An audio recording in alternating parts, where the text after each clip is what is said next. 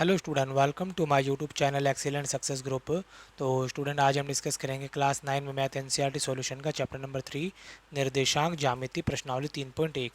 Question number 1 हमें दे रखा है, एक अन्य व्यक्ति आपको अपने अध्ययन मेज पर रखे टेबल लैंप की स्थिति किस प्रकार बताएंगे। तो देखो ज़रा, मैंने यहाँ पे एक टेबल लैंप बना लिया है। इमेजिन करो ये हमारा टेबल लैंप है।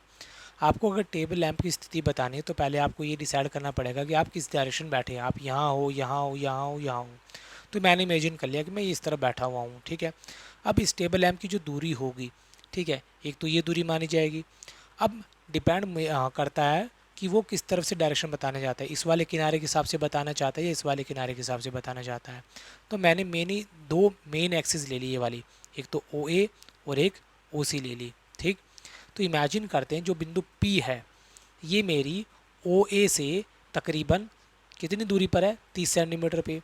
और हमारे जो लेफ़्ट साइड है यहाँ से ये 20 सेंटीमीटर की दूरी पर है। अगर ये 20 सेंटीमीटर है तो ये भी 20 होगा, ये 30 है तो ये भी कितना होगा, 30 होगा। तो जो पहली दूरी बताई जाएगी वो मेरी वाली तरफ से बताई जाएगी, यानी कि ओ एक्स जो कि कितना है, ये 20, तो 20 होगा। तो पहला पॉइंट 20 लिखेंगे। दूसरा पॉइंट मेरा ये 0 से लेके y तक की जो दूरी है वो कितनी है, 30 है। ये 30 तो ये भी 30 होगी। तो दूसरा पॉइंट हम बताएंगे दूसरे किनारे को जो कि 30 सेंटीमीटर है। तो जो P बिंदु के निर्देशांक होंगे वो 20, 30 होंगे। तो यहाँ लिख दिया मैंने, लैम्प P की स्थिति OX तथा OY किनारों के संदर्भ में 20, 30 होगी।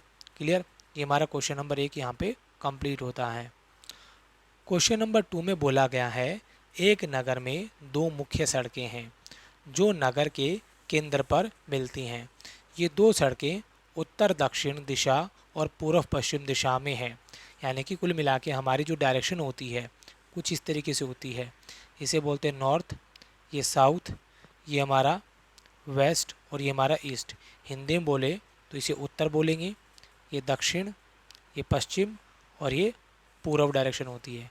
तो ये जो दोनों रोड हैं, ये वाला और ये वाला, ये हमारा मेन रोड है जो सिटी के सेंटर में एक दूसरे को क्रॉस करते हैं। नगर की अन्य सभी सड़कें इन मुख्य सड़कों के समांतर परस्पर 200 मीटर की दूरी पर हैं। यानी रोड तो और भी बनाए गए हैं और जितने भी रोड बनाए गए हैं वो इन दोनों के समांतर हैं। समांतर का मतलब जैसे ये हो गया, इसके समांतर में चलेगी लाइनें, बाकी रोड इसके समांतर में चलेंगे, ठीक है। इन दोनों रोडों के समांतर में होंगे। 200 मीटर की दूरी पर स्थित हैं। प्रत्येक दिशा में लगभग 5 सड़कें हैं। 1 सेंटीमीटर को 200 मीटर का पैमाना लेकर अपनी नोटबुक में नगर का एक मॉडल बनाइए। तो देखो ज़रा, 1 सेंटीमीटर, 1, 2, 3, 4, 5, ये हमारे 1 सेंटीमीटर है और इनके समांतर हैं। तो लाइनें हमारी कुछ इस तरीके से होंगी, जो रोड होंगे ना हमारे कुछ इस तरीके से बने होंगे। ये बन गए। फिर यहाँ पर 1, 2, 3, 4, 5, तो 1 सेंटीमीटर गैप पे है। कुछ इस तरीके से हमारे रोड बन के ये तैयार हो जाएंगे, ठीक है। इसको मैंने एग्जैक्टली यहाँ पे कुछ इस तरीके से ऑलरेडी बना रखा है कि ये हमारे मेन दो रोड हो गए, ठीक। उत्तर से दक्षिण, पूर्व से पश्चिम, और जितने भी रोड हमारे, इसे स्ट्रीट 1, 2, 3, 4, 5 दे दिया जो कि इसके समांतर है। समांतर का मतलब होता है दो ऐसी रेखाएं जो कभी एक दूसरे को काटे नहीं। और इसी तरीके से जो पूर्व से पश्चिम जा रहा है इसके भी समांतर 5 रोड है, स्ट्रीट 1, 2, 3, 4, 5, 5 रोड बना दी मैंने कुल मिला के यहाँ पे। आगे बोला गया क्वेश्चन में, सड़कों को केवल एकल रेखाओं में से निरूपित कीजिए। यानी सिंगल लाइन बनानी, जो कि मैंने बना रखी है।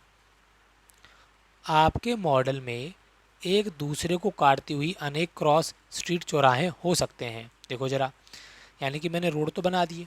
अब ये स्ट्रीट 1, इसकी पहली एक दूसरे को यहाँ पे काटती हैं, ये दोनों यहाँ पे काटती हैं। तो कई सारे चौराहे, एक ही हो गया, ये सारे चौराहे जो एक दूसरे को काटते हुए जा रहे हैं। एक विशेष क्रॉस स्ट्रीट दो सड़कों से बनी है, यह मैंने आपको बताया, जिनमें से एक उत्तर दक्षिण में जाती है और दूसरी पूर्व पश्चिम दिशा में। देखो ज़रा, ये वाला इमेजिन करो रोड, ये क्या है, उत्तर दक्षिण का रोड है और ये पूर्व पश्चिम का रोड है। यहाँ पे इंटरसेक्ट करते हैं, एक दूसरे को प्रतिच्छेद करते हैं। ये उत्तर दक्षिण का है, ये पूर्व पश्चिम का, कोई से भी, ये यहाँ पे प्रतिच्छेद करते हैं। एक दूसरे को प्रतिच्छेद कर रहे हैं ये। ठीक है, आगे पढ़ते हैं। प्रत्येक क्रॉस स्ट्रीट का निर्देशन प्रत्येक क्रॉस स्ट्रीट का निर्देशन इस प्रकार किया जाता है। यदि दूसरी सड़क उत्तर दक्षिण दिशा में जाती है, ध्यान देना दूसरी है और उत्तर दक्षिण दिशा में जाती है, ठीक है, तो उत्तर दक्षिण वाली ये है और दूसरी है, तो पहली है दूसरी है, यानी कि ये वाली स्ट्रीट, ठीक है, इसकी बात की जा रही है। इस पर मैं रेड निशान लगा देता हूँ, ठीक। पांचवी सड़क है और पूर्व पश्चिम दिशा में जाती है। पूर्व से पश्चिम वाली ये है पांचवी, पहली दूसरी तीसरी चौथी पांचवी सड़क ये है। एक दूसरे को यहाँ पर काटती है, जिसको क्या बोला गया है, 2 5, यानी कि यहाँ से दूसरी हुई तो इसको 2 बोला गया, इधर से पांचवी हुई तो इसको 5 बोला गया, यानी इसके अंदर जो निर्देशांक हुए वो हुए 2 5। क्लियर, तब इसे 2 5 कहेंगे। इस परंपरा से यह ज्ञात कीजिए कितनी क्रॉस स्ट्रीट 4 3 पर माना जा सकता है। अब 4 जो लिया जाएगा, पहले किसका लिया जाएगा, 4 3 उत्तर दक्षिण वाला लिया जाएगा, तो उत्तर दक्षिण से चौथी स्ट्रीट, पहली दूसरी तीसरी चौथी स्ट्रीट ये वाली लेनी है। ठीक है, यहाँ पे मैं निशान लगा देता हूँ, ये वाली स्ट्रीट। और 3 का मतलब क्या था यहाँ पे कि पूर्व से पश्चिम वाली 3, पहली दूसरी तीसरी, ठीक है, इन दोनों को लेकर आते हैं तो ये रहा 4 3। बोला कितने क्रॉस स्ट्रीट माना जा सकता है, तो 4 3 वाला खाली एक ही तो क्रॉस बना, इसके अलावा और कोई तो क्रॉस है नहीं, ठीक है, क्योंकि इधर से 3 उधर से 4, सिर्फ एक ही पॉइंट आ रहा है, एक से ज़्यादा नहीं है। तो इसके लिए हम क्या लिख देंगे, हम यहाँ पे कि 4 और 3 जो क्रॉस पॉइंट है उससे केवल एक ही चौराहा बनता है इनका, एक से ज़्यादा नहीं है। इसी तरीके से हमारा मैंने यहाँ पे लिख दिया 4 3 के संदर्भ में केवल एक चौराहा बनेगा। कितने क्रॉस स्ट्रीट होंगे, यानी कितने चौराहे बनेंगे 3 और 4 पे। अब 3 और 4 को देखना है, तो 3 और 4 को देखने के लिए उत्तर दक्षिण की तीसरी गली, पहली दूसरी तीसरी गली ले ली, यानी कि ये वाली। और 4 का मतलब पूर्व से पश्चिम जाने वाली चौथी गली, पहली दूसरी तीसरी चौथी, तो इन दोनों को लिया, दोनों यहाँ पे क्रॉस करते हैं, तो इनका भी सिंगल एक ही पॉइंट आ रहा है, एक से ज़्यादा तो नहीं है, तो इनका भी खाली एक ही चौराहा बनेगा, एक से ज़्यादा नहीं बनेंगे। तो यहाँ पर मैंने लिख दिया 3 और 4 के संदर्भ में केवल एक ही चौराहा है।